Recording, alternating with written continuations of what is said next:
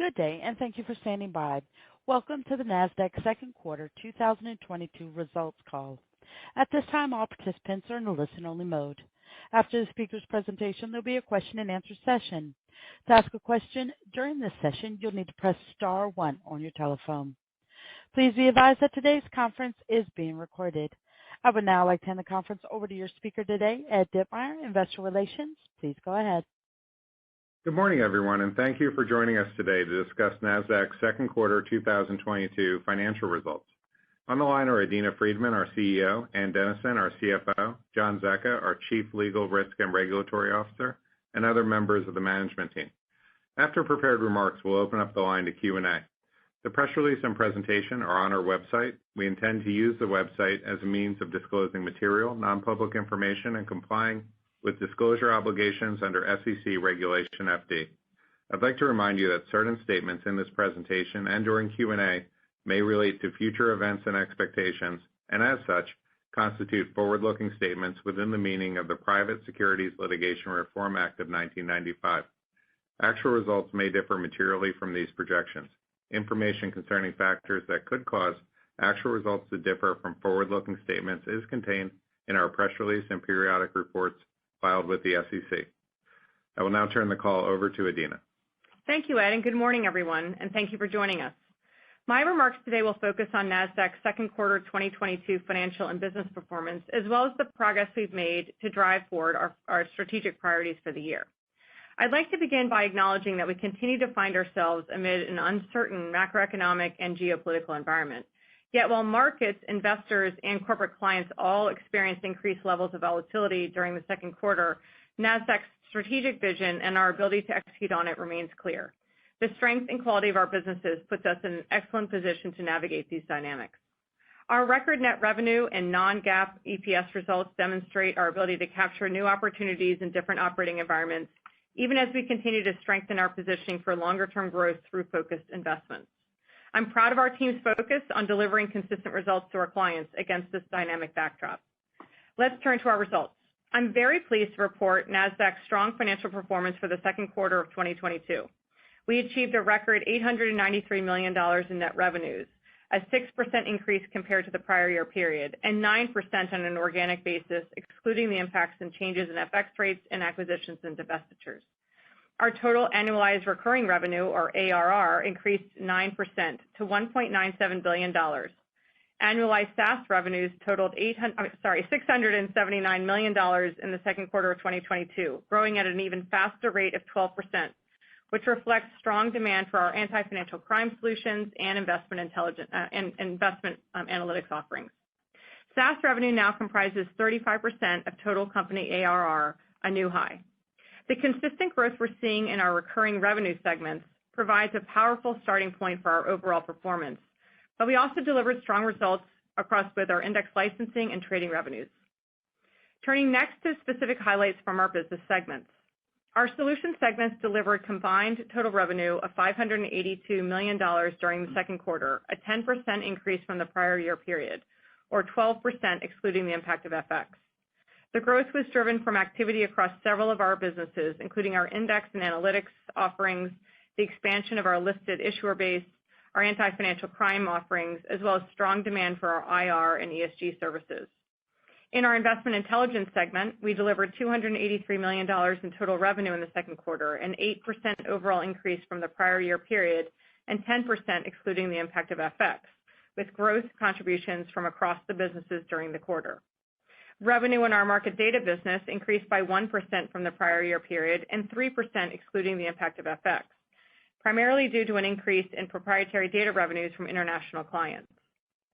In our index business, we saw revenue growth of $17 million, or 16% versus the prior year period, driven by positive net flows of $71 billion over the last 12 months, including $25 billion of inflows during the especially challenging beta environment experienced in the first half of 2022. We also saw especially strong results from licensed futures activities, which, together with inflows, more than offset the negative impact of market beta. And in our analytics business, revenues grew 8% from the prior year period and 10% excluding the impact of FX. Our flagship investment analytics offerings saw continued strong user adoption both across our asset owners and asset managers, and drove annualized SaaS revenues for the investment intelligence segment to increase 12% versus the prior year period to $215 million.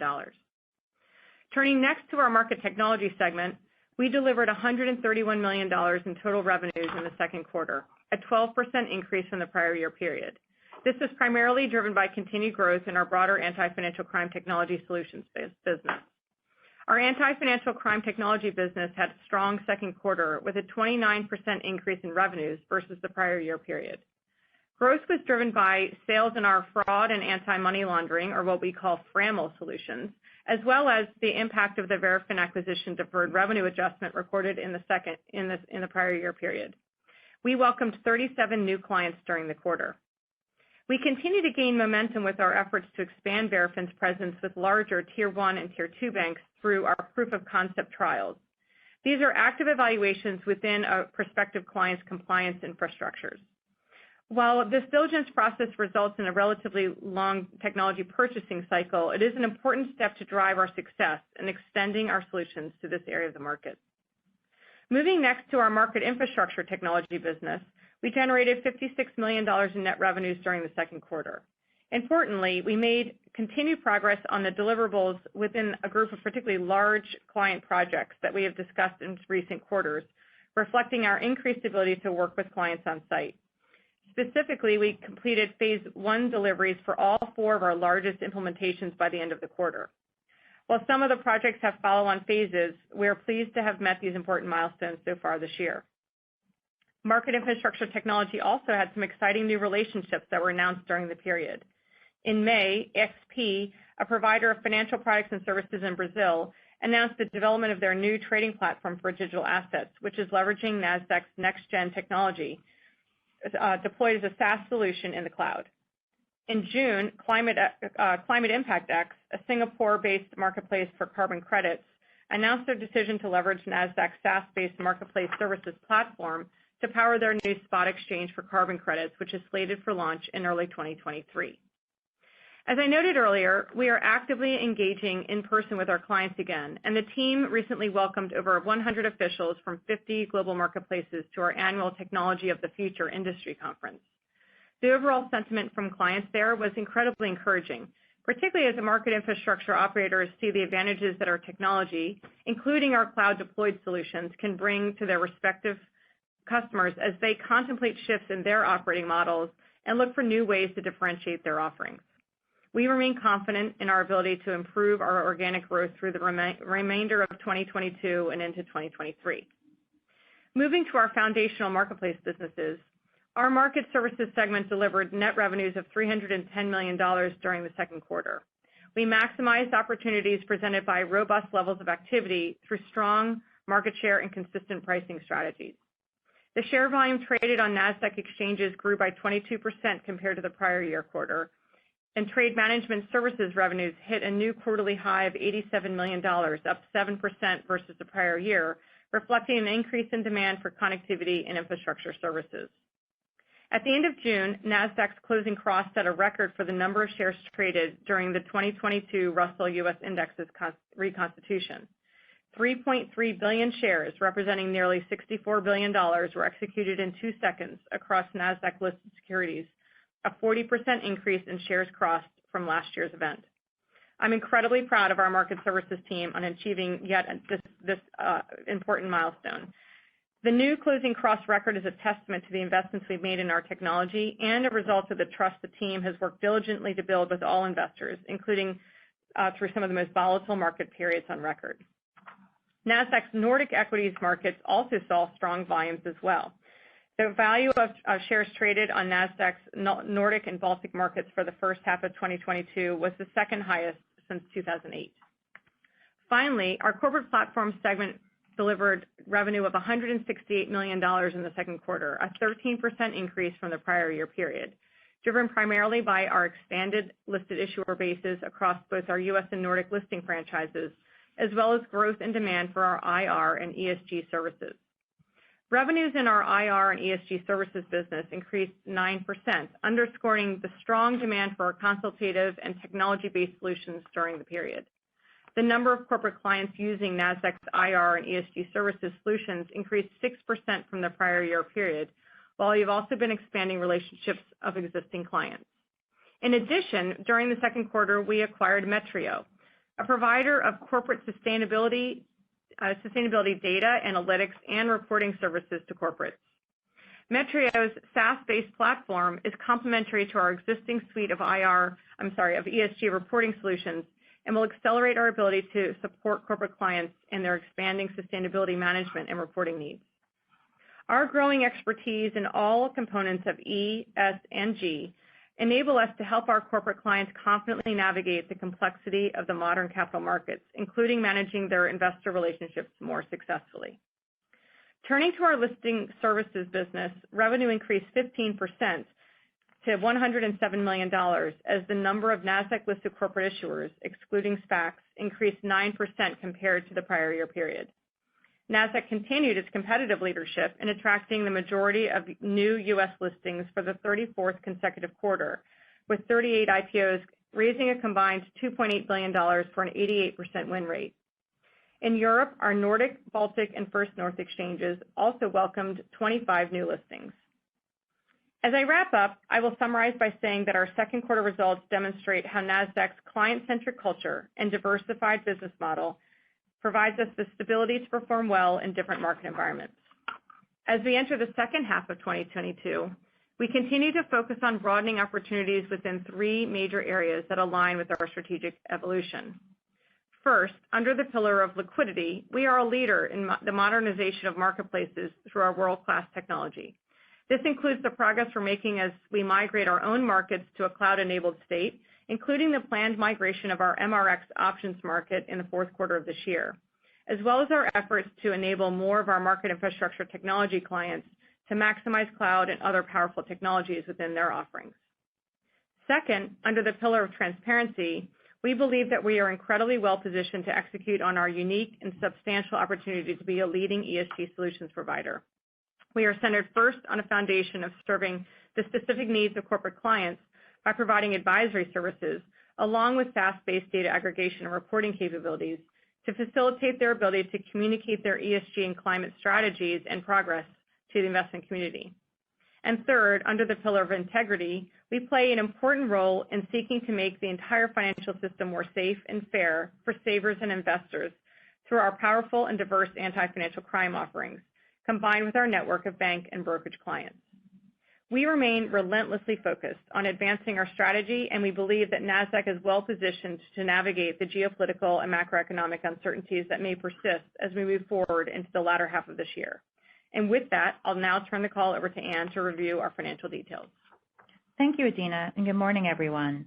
My commentary will primarily focus on our non-GAAP results, and all comparisons will be to the prior year period unless otherwise noted. Reconciliations of U.S. GAAP to non-GAAP results can be found in our press release as well as in a file located in the financial section of our investor relations website at ir.nasdaq.com.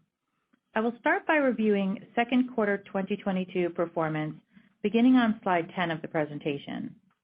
The 6% increase in reported net revenue of $893 million is the net result of organic growth of 9%, including a 12% organic increase in the solutions segment and a 4% organic increase in market services, partially offset by the net impact of acquisitions and divestitures and a 2% negative impact from changes in FX rates.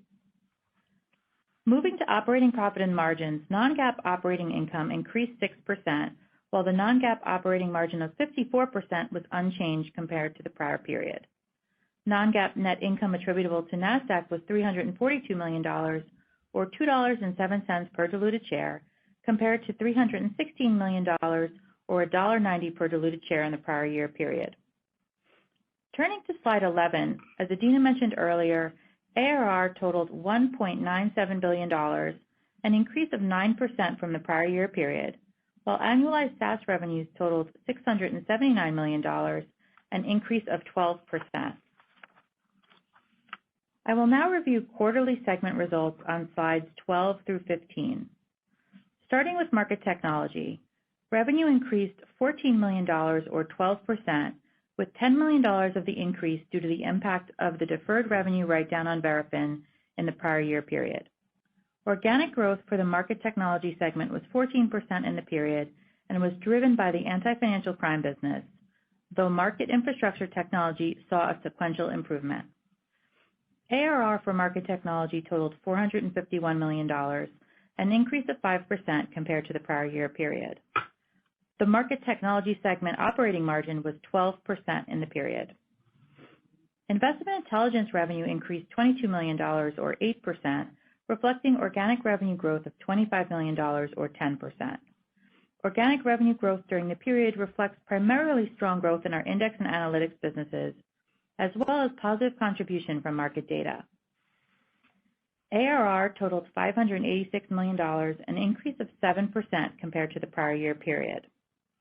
Our index revenues were up 16% compared to the prior year, due principally to higher revenues derived from Nasdaq licensed derivative products, where we saw the benefit of both higher trading volumes in the products as well as hitting the revenue threshold that triggers a step up in licensing economics, which happened about a month earlier in the year than we did in 2021.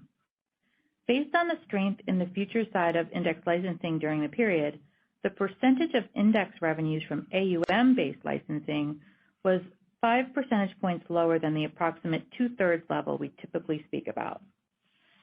The investment intelligence segment operating margin of 66% increased 1 percentage point from the prior year period. Corporate platforms revenues increased $19 million or 13%, including 16% organic growth. The increase was primarily driven by higher U.S. listings revenues, as well as higher adoption across the breadth of investor relations and ESG advisory and reporting offerings. Our listed corporate issuer base increased 11% or 9% excluding SPACs. Corporate platforms ARR was $586 million and increased 15% compared to the prior year period. The corporate platform segment operating margin of 46% increased 4 percentage points compared to the prior year period, driven by a combination of recent growth in the listed issuer base and lower marketing expenses due to the subdued IPO environment. Market services net revenues increased $2 million or 1%. The organic revenue increase was $11 million or 4%, and there was $9 million negative impact from changes in FX rates. The organic increase reflects growth in trade management services, equity derivatives, and cash equity revenues. The segment operating margin of 65% was unchanged from the prior year period. Turning to page 16 to review both expenses and guidance. Non-GAAP operating expenses increased $21 million to $413 million. The increase reflects a $42 million organic increase, partially offset by a $17 million decrease from the impact of changes in FX rates and a $4 million decrease from the net impact of acquisitions and divestitures.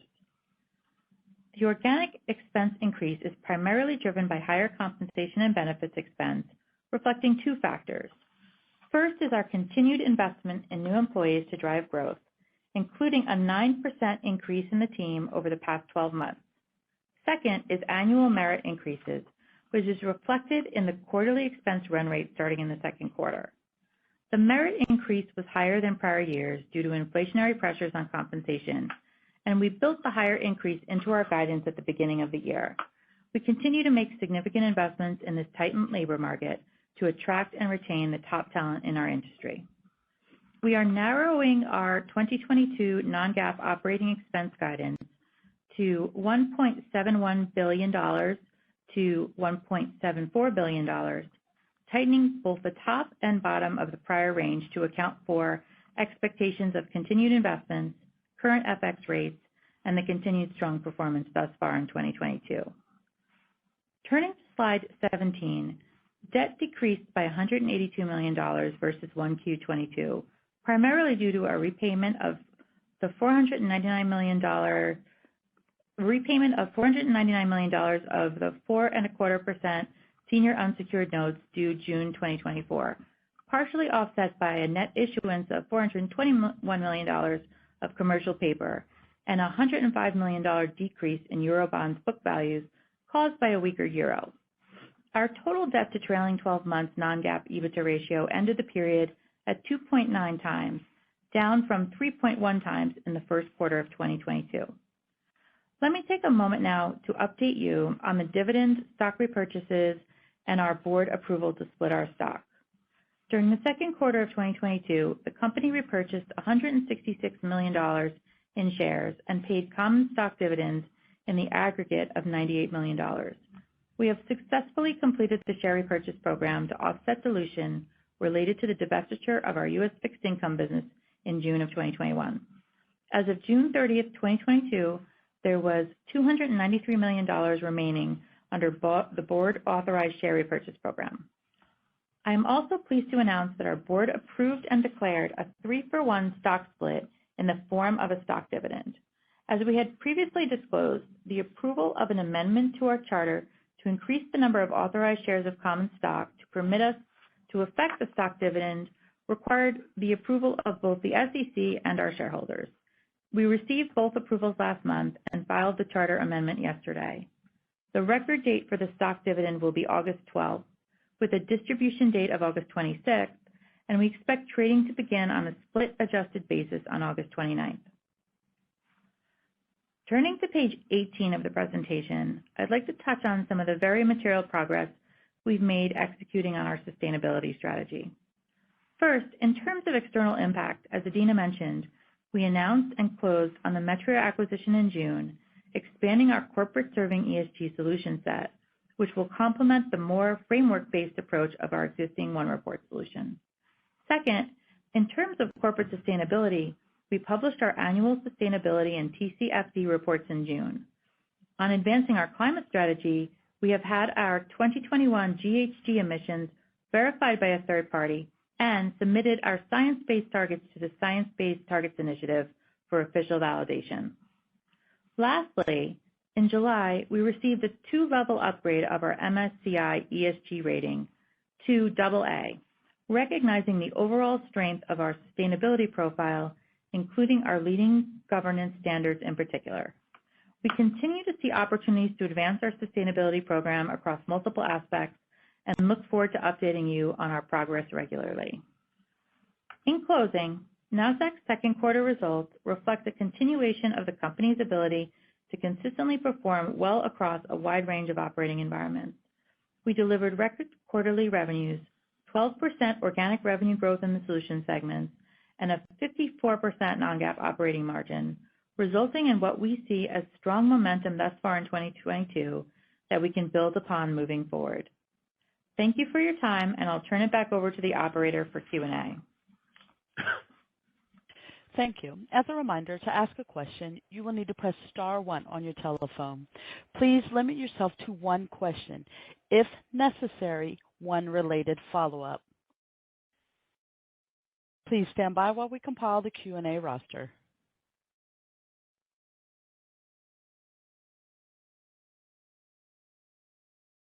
Our first question comes from Rich Repetto with Piper Sandler. Your line is open.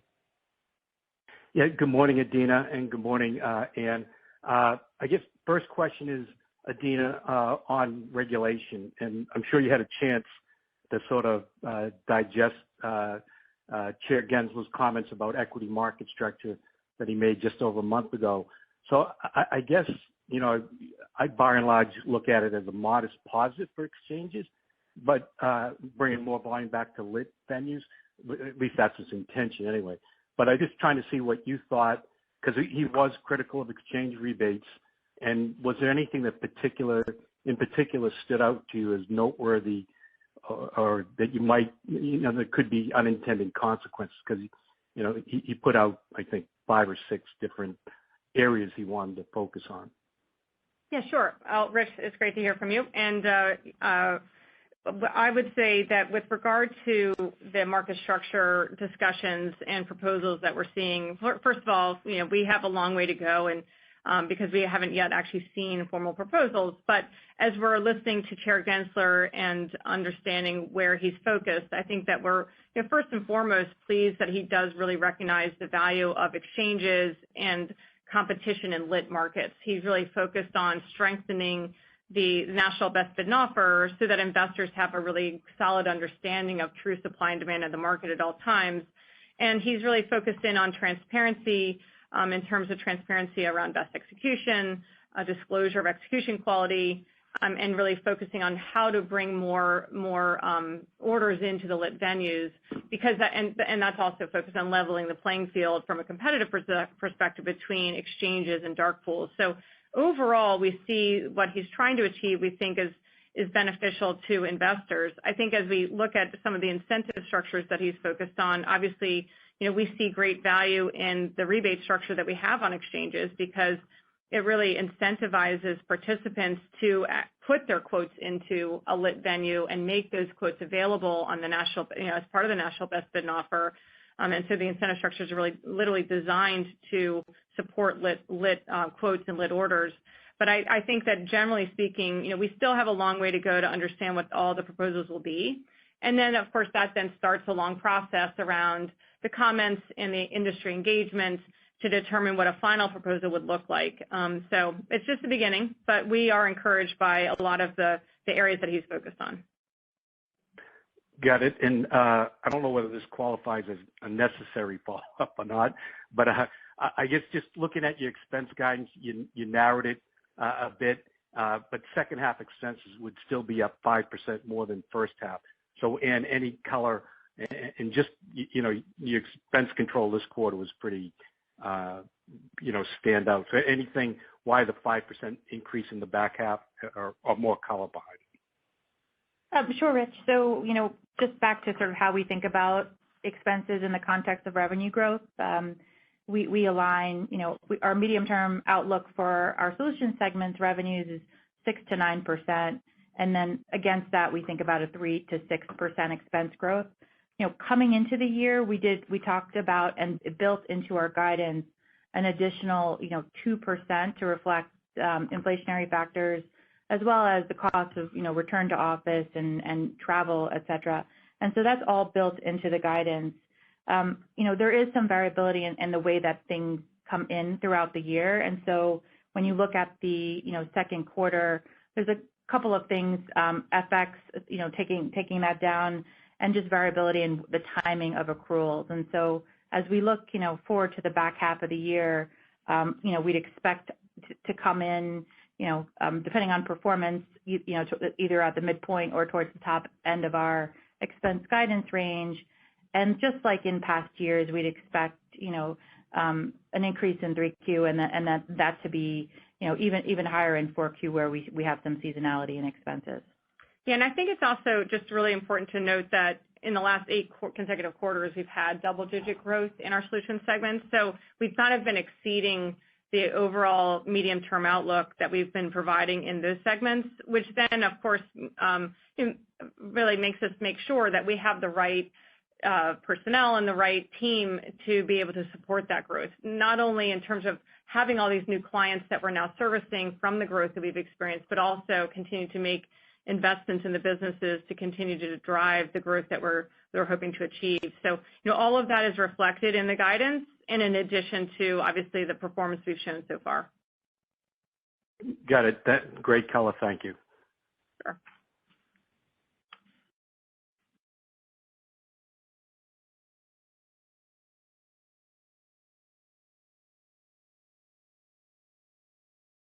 Our next question comes from Alex Kramm with UBS. Your line is open. Yes. Hey, good morning, everyone. Just going into the technology segment for a second. You ran through a lot of numbers there, and I think I may have missed some, but can you perhaps help us isolating the growth in the financial crime segment? That was a little bit softer than I thought, but maybe help us how Verafin did in particular on a standalone basis, and maybe what's going on in the legacy financial crime businesses. So any color around, what's happening in those businesses and the numbers would be helpful. Thanks. Sure. Yeah. Thanks, Alex. So we do provide the numbers now on the basis of that subsegment, which is anti-fin crime. But if I give some color around the two components. So there's two components to the anti-fin crime business today. One is the Verafin business, which is fraud and AML detection and investigation technology, and the other is our market surveillance and trade surveillance business. And both of them continue to have healthy growth and healthy engagement with clients. I think that as we look at that business, just like we do with market tech, we look at it over a 12-month period, not so much quarter by quarter. But it is also probably worth noting that in the second quarter of last year, Verafin had a truly outsized growth quarter. And so we're looking at that in the context of the current quarter in the context of that very outsized quarter last Q2. I think in general, as you mentioned, we are seeing continued strong growth across Verafin. We expect Verafin to continue throughout the year to perform along the lines of what we've been discussing with all of our investors since we bought Verafin, and we also are seeing really good engagement with the tier one banks to try to deliver those services up market. I think the one thing about that is that the sales cycles with those tier one banks are long, and we know that. I mean, we obviously serve tier ones with our surveillance solutions.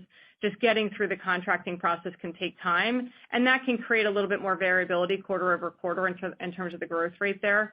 But we see really strong performance around the SME banks, the smaller banks, the mid-sized banks, fintechs, and now really engaging more and more with the tier one banks. With regard to the trade surveillance and market surveillance business, trade surveillance continues to have really great engagement in terms of renewing contracts, expanding contracts. We now have a crypto trading module that we signed our first client around, and we also we're continuing to invest in that business.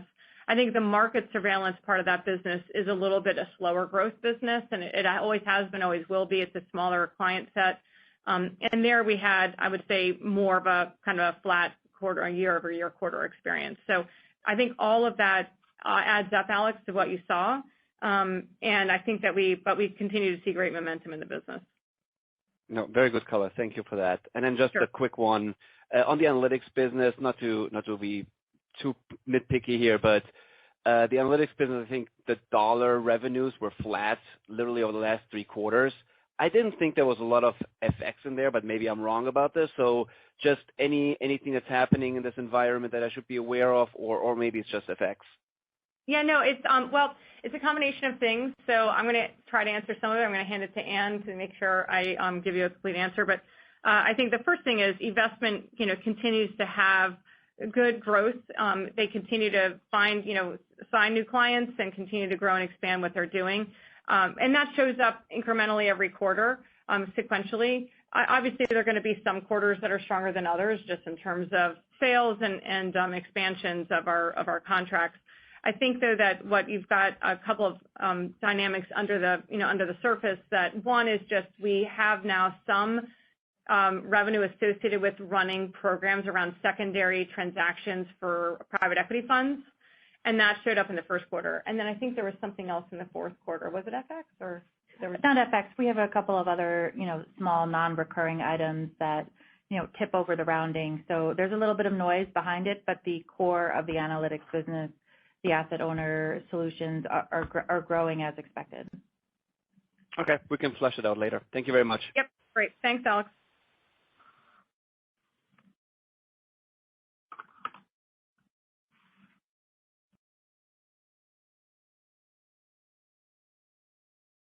Our next question comes from Brian Bedell with Deutsche Bank. Your line is open. Great. Thanks very much for taking my question. I'll bundle 2 questions into one, if they're related. Solutions segment organic growth. Adina, you get this question a lot, I know, on the 6 to 9% growth, and obviously you've been tracking well ahead of that again this quarter as well. So just maybe in thinking, my guess is you're not changing that 6 to 9%, but maybe just talk about your optimism of continuing to exceed that level, given some of the organic growth initiatives that you're talking about in market infrastructure and new opportunities for infrastructure for trading venues that are outside your norm, and then the tier 1, 2 banks cross-sell. realizing, of course, that cycle is longer, but you're starting in, right now, obviously, with a stronger organic growth rate. So, what would drive that rate, solutions organic growth rate down into that 6 to 9%, given a lot of the opportunities you have? And then the related follow-up is simply on index licensing. Just thinking about what that run rate might be into 3Q, given you've reached the threshold. I guess, when did you actually hit the threshold in the second quarter? Thanks. Sure. Okay. So I think we're going to answer the second question first, just because it's probably a shorter answer. Go ahead, Ann. Sure, Brian. So on the index question, we hit the threshold in late April. And so you can think about it, the threshold affecting, 2 out of the 3 months of the quarter. Yeah. And so on a run rate basis going forward, I mean, obviously it's subject to the volumes in the futures markets. But I think that, all else held equal, they'd look a third better that particular part of the revenues. Yeah. We'll look a third better going into the third quarter.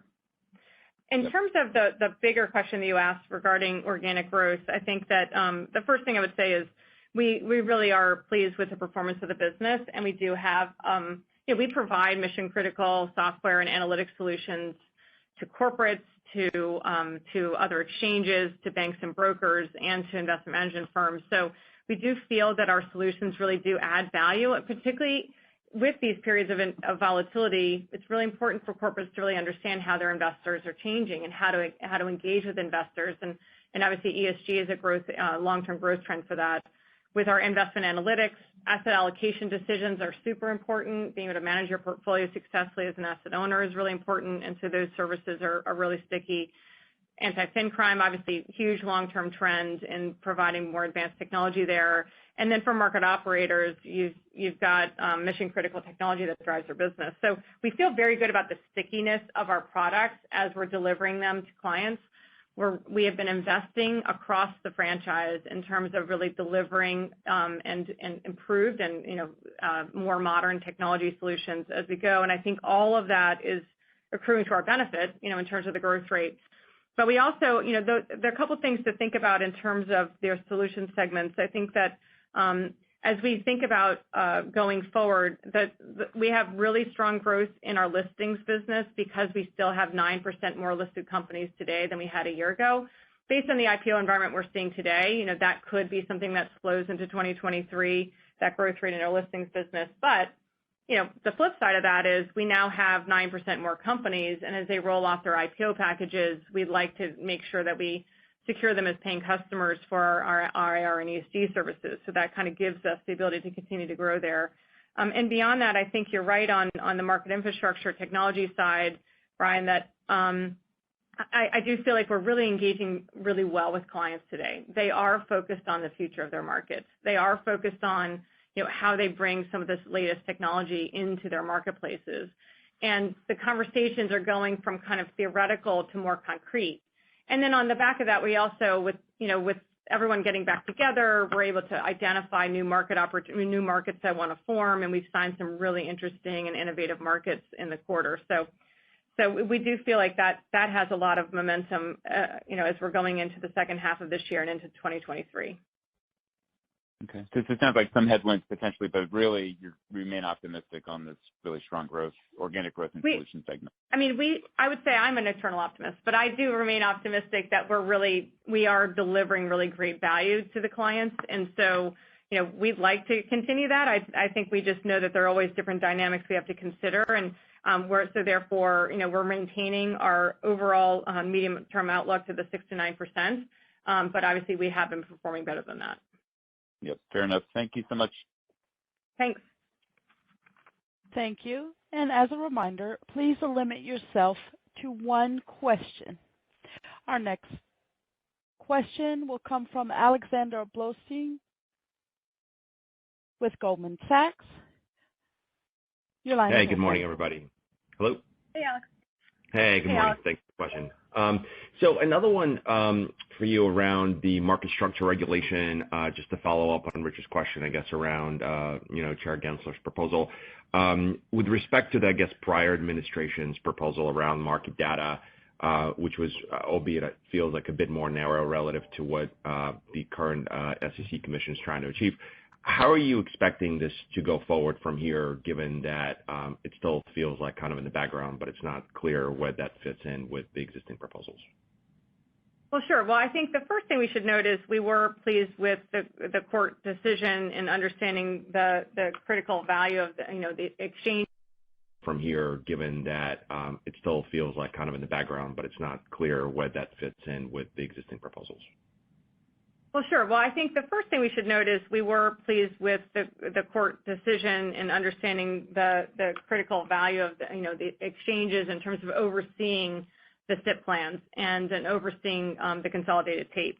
So we are pleased with that. And I think structure over consolidated data, which is a core part of the last, as you said, the last SEC rule proposal, really means that the governance of that remains with the exchanges. But we also recognize we want to meet the needs of our clients. So I think Alex, that there are a lot of components to that rule that was approved by the SEC, and I think that is slowly going to start to move forward now that the governance is kind of settled. But it will take some time because there were like multiple elements of that in terms of odd lots as well as the SIP data as well as multiple consolidators, and then they're like it's a phase-in over multiple years. So I don't think we necessarily really fully understand the impact of that, but we also are engaging very much with the plans to figure out, how we want to look at pricing. We have a pricing proposal with the SEC right now for them to consider, and we are also considering, our role as a consolidator in the multiple consolidator model because that could be an opportunity for us. And so I think that it's going to be a slow-moving train. It is going to start to move forward now, though, so that I think because the governance structure is set, and we'll just have to see how that goes over the next several years. Got it. Great. Thanks very much. Sure.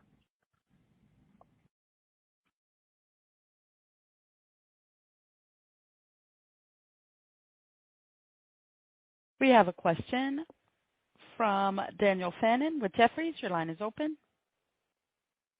Thanks. Good morning. Wanted to follow up on market tech, and the margin there has moved around a lot. Wanted to see as you or ask about whether you think you've seen the lows there, and we can kind of consistently see margins kind of move higher. And then within that context, thinking about the normal seasonality of the legacy market tech business in terms of the fourth quarter with change orders and other things, based on some of the dialogue you've been talking about with clients, should we assume some normalization of that in 2022? Sure. I think I would say that, Daniel, that we are starting to operate in a normal mode now in market tech, right? So we are engaging with clients in person. We're co-locating with clients in some cases. We are in a good place in terms of our delivery capabilities.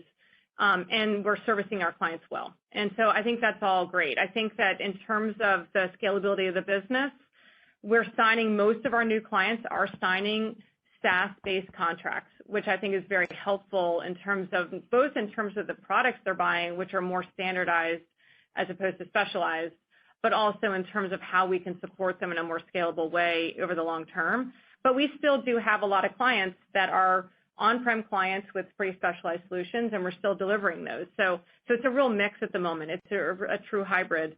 And I think as a result of that, you do see some more variability in margins. You see more variability quarter over quarter in revenues, but we are kind of getting back to a normalized mode in terms of change requests, in terms of deliveries, in terms of new sales, and we are really encouraged by the SaaS orientation of the new sales.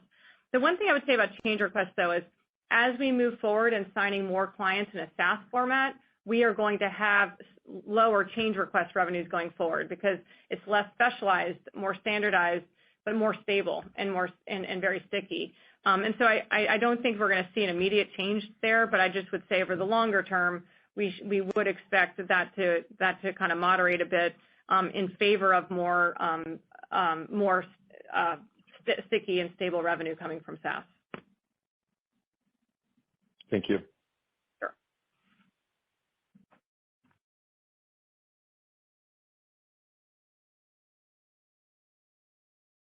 Our next question comes from Craig Siegenthaler with Bank of America. Your line is open. Good morning, Adena. Morning. So my question is on cash equities. A major competitor increased the pricing of trades in the open and closing auctions this past quarter. And Nasdaq has high market share for these trades. So you're wondering if Nasdaq also has the ability to raise pricing. Well, I think that we've had very stable pricing in our auctions for a long time. I think there was some changes that our competitors did a couple of years ago in that space. We've been very, very stable there, and I think that we continue to think we provide a very, very high value in the opening and closing auctions.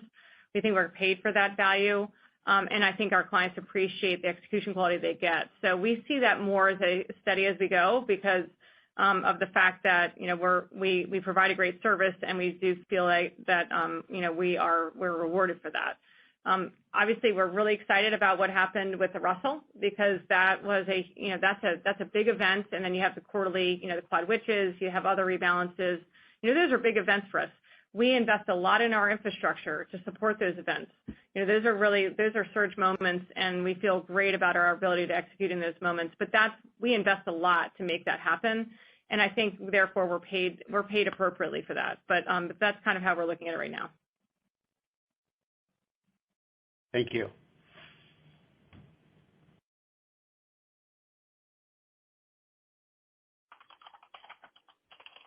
Our next question comes from Kyle Voigt with KBW. Your line is open.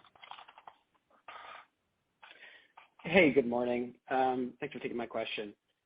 Just wondering if you could speak a bit about M&A. You've delevered quite a bit to 2.7 times net debt to EBITDA. Can you remind us where you feel comfortable taking leverage to on a net basis, given the current business mix and assuming you find an attractive acquisition opportunity? And then just regarding the M&A environment, over the past few years, you've been looking at, very attractive assets in terms of, secular growth rates or medium-term growth rates and improving the growth profile of Nasdaq as a whole. I guess in the public markets, we've seen valuations come in quite a bit for some of the higher growth assets. Have you started to see that in the private markets, and has basically the bid-ask spread kind of narrowed as we're looking at the environment today versus maybe where we were at a year ago? Sure. I mean, Ann, do you want to answer the first part of the question in terms of? Yeah, I'll answer the question around sort of where we would take the leverage ratios. There's a lot of dependencies there, Kyle, in terms of what is the M&A opportunity, how quickly we could delever. I think maybe the best point of reference is what we did at the Verafin deal, where we took the leverage up to 3.9 and on a gross basis, and then we're back down to 2.9 now. And so you could think about it that way. We don't have there's no hard and set rule. It's very circumstance based, and obviously we'd be working with the rating agencies on on whatever our deleveraging plan would be in association with that. So yeah, and I think the one thing we do say is that we do like our investment grade rating, and so we would work with the rating agencies to understand, looking at deals and making sure that we factor in our investment grade rating as we're looking at and financing deals. So that's how we generally look at it. In terms of the M&A environment, it is definitely a changing environment right now. I also think it takes time for companies to recognize what in a changing market cap environment, it takes time for companies to understand what their true value is over time. Like, is the market going to recover, and they feel that they're going to be able to grow their way into their market cap very quickly, or their old market cap very quickly, or are they understanding that this might be just a different longer-term environment? And I think that definitely factors into receptivity to M&A, both in the private markets and the public markets. We are definitely seeing in the private markets, generally speaking, reductions in valuations, but that's kind of in line with the public markets, or maybe not quite so much, not quite as dramatic. But again, that's one thing to have that as a point in time reference for a CEO. It's another thing to think that that's the value that they should sell their company at. So I still think it's a very dynamic environment. But I think, Kyle, we are always evaluating opportunistic ways for us to continue to drive our strategy forward, but we are really focused on organic growth. I mean, that is the vast majority of our focus inside of Nasdaq is how we want to continue to sustain our organic growth, with us also looking at M&A, like small deals like Metrio, and other things that we might do as small to medium bolt-ons as we continue to grow out our business. Very helpful. Thank you. Sure.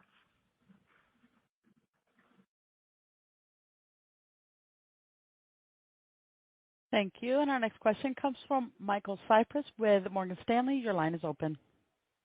Hey, good morning. Just a question on ESG. I was hoping you might be able to remind us how much that contributes in revenue today, given some of the acquisitions that you've done. And when you look at the offerings that you have on the ESG side, which product services or on ESG you think could be the most meaningful to growth in ESG revenues at Nasdaq?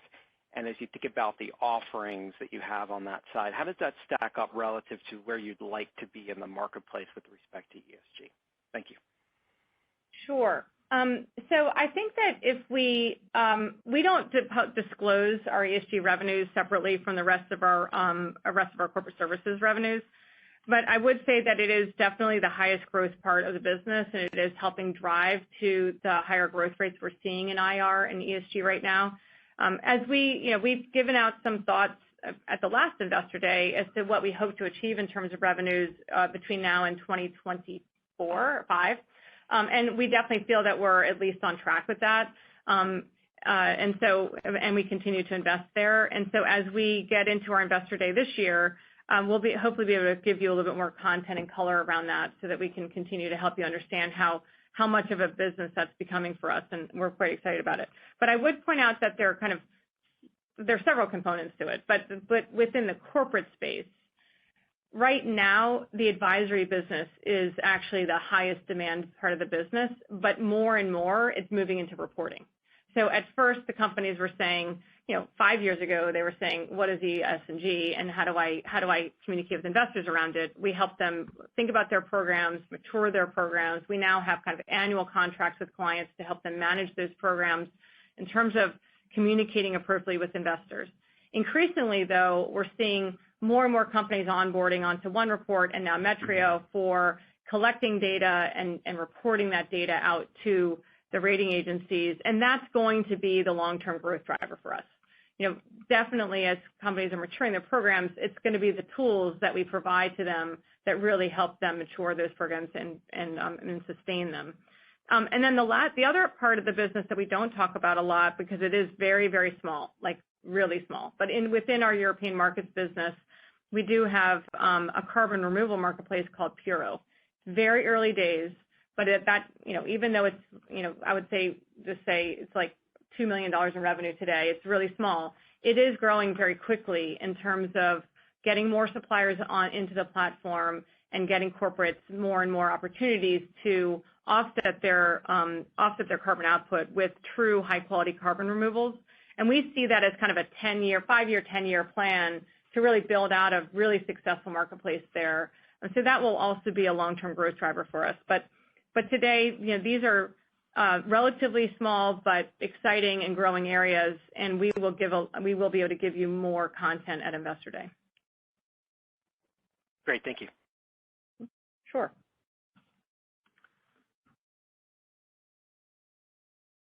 Our next question comes from Gautam Sawant with Credit Suisse. Your line is open.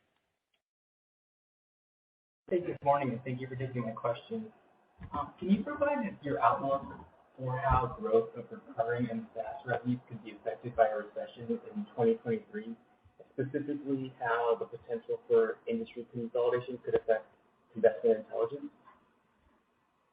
Sure. I mean, I think that we obviously don't provide specific guidance in any of our businesses, but I would say in our SaaS businesses, what we've seen so far is that we have not seen any material changes in buying behaviors across our SaaS-oriented businesses, and that includes investment analytics, our IR and ESG services, our anti-financial crime solutions, and some of the newer sales in our market tech business.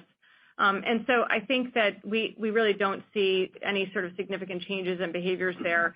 But, as we go into a recessionary environment, and that's hard to predict right now, but if we were to go into that and have that as a sustained economic environment that we're navigating through in 2023, I think that we would still look at the following. Our products are very sticky because of the fact they provide such important services to clients to navigate the capital markets in every environment. In some cases, they're technology that are the capital markets. And so we do think they're very sticky. I think in terms of buying decisions, in a protracted recessionary environment, some of those buying decisions will take longer. We could have companies, as you talked about, that could have some M&A and have some on the edges, some changes in their corporate status, and that will obviously have some effect on retention. But again, we're talking very high retention products, very, very important products, very sticky products. In terms of M&A, though, in the financial industry generally, if we look back over prior recessionary periods, you don't actually see a lot of M&A among banks and among asset managers as a general matter. On the edges, yeah, but we're talking thousands. We have 3,000 banks and we have 3,000 asset managers that use our services. So it's just not going to be a material part of the calculus in terms of our services, just based on the breadth and depth of the companies we support. And also, by the way, I think it's 10,000 corporate clients that use our IR and ESG services. So we, just by the scale of who we are, the M&A is not going to be a huge factor. But we will certainly provide you updates if we're seeing changes there. Got it. And just as a follow-up question on compensation, has the demand or war for talent in the technology space changed, and do you think that could help decelerate some of the expense growth there? Yeah, I think that it's interesting. Certainly, we've been doing the right things to make sure that we attract and retain great talent, and I feel very good about how we've been managing our compensation in this competitive environment. We have, I would say, in the last 6 weeks to 8 weeks, started to see, more people really wanting to come to Nasdaq. Frankly, we're a really strong company and we have a strong financial profile. And I think that some people who left the company are coming back. Employees that are in some of the more hard hit parts of the technology industry are understanding the benefits of working in a place like Nasdaq. And so I don't know yet, Yutan, how much that might impact comp, but I would say that we feel good about our ability to attract great talent here. Thank you for taking my question. Sure.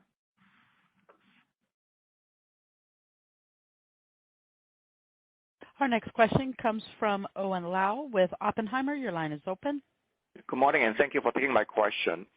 Could you please give us more color on your migration into the cloud? And I think at dinner you mentioned the first migration will be completed in the fourth quarter this year. Could you please talk about what have you learned so far in this process, and how does that impact your process to migrate other systems in the future? Thank you. Sure. Hey, Owen. Yeah, so we're actually quite excited about the progress we're making with AWS. So just to remind everyone, AWS is committed to create a private local zone within the Carteret data center, which is our primary data center in New Jersey, to support our markets in a cloud environment.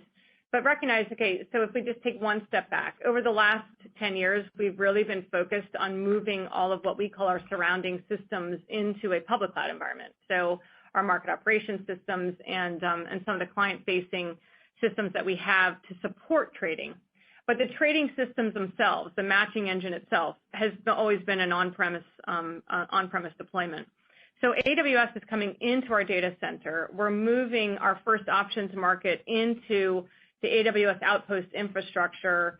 Our plan is to do that in the fourth quarter. We are on track with that. What we've been learning is really helping us making sure we're optimizing for power in the context of bringing the AWS infrastructure into the data center while we build out the data center. So over the next 2 years, we're going to be expanding the data center in connection with Equinix. That's our partner who really is working on that. And that will also expand our power. As we work with AWS in the first iterations of putting Outposts in and getting them up and running, we're just making sure we're managing to the power of that infrastructure in connection with obviously the power needs of all of our clients. And so that's the one thing that we're finding it's really interesting to learn through. But at the same time, we are very comfortable that we're moving now. We've moved MRX onto Fusion. We've tested that in an on-prem environment with our clients as a baseline, and we now get to therefore start testing with our clients in the fall in the new environment and to make sure that we're delivering the same performance. So we're well underway and we're learning a lot, and it's been a great partnership, and we feel very good about it. Got it. Thank you very much. Sure. Thank you, and that's all the time we have for questions. I'd like to turn the call back over to Adena Friedman for closing remarks. Well, thank you very much, and it's really thank you so much for spending time with us. We continue to be excited and proud of the results we've delivered, and we will continue to update you on our progress as we heard, and we will continue to update you on our. Thank you very much. This concludes today's conference call. Thank you for participating. You may now disconnect.